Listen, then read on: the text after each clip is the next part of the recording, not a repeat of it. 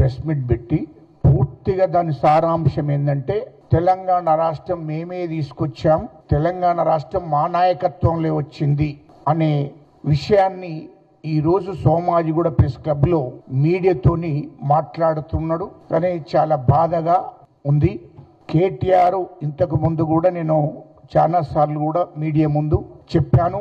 ఇప్పుడు కూడా మరొకసారి 12వ సంవత్సరం అయిపోయి 13వ సంవత్సరం అడుగుపెట్టినాం కాబట్టి ఈ విషయాన్ని మీడియా ముందు ప్రస్తావించక తప్పుతలేదు. ప్రత్యేకంగా ప్రెస్ మీట్ పెట్టి కేటీఆర్ మాట్లాడుతున్న మాటలు ఏంటంటే తెలంగాణ రాష్ట్రాన్ని మేమే తీసుకొచ్చాం కాబట్టి తెలంగాణ వచ్చిన తర్వాత ఆంధ్ర తెలంగాణ అందరం కూడా కలిసే ఉంటాం అనే ధోరణితో మాట్లాడడం జరుగుతుంది. ఒకటి గుర్తు పెట్టుకోవాలి, కేటీఆర్ హరీష్ రావు గారు కూడా గుర్తు పెట్టుకోవాలి. మీరు మీ కుటుంబ భజన్ను ఆపండి అని అంటున్నా. నేను తెలంగాణ రాష్ట్రము కేటీఆర్ తెస్తే వచ్చింది కాదు అని చెప్తున్నా. ఇది 4 కోట్ల ప్రజలు తెలంగాణ కోసం ఉద్యమం చేస్తే వచ్చినటువంటి తెలంగాణ కోసం 1200 మంది బిడ్డలు ఆత్మ బలిదానాలైతే వచ్చిన తెలంగాణ ఇది.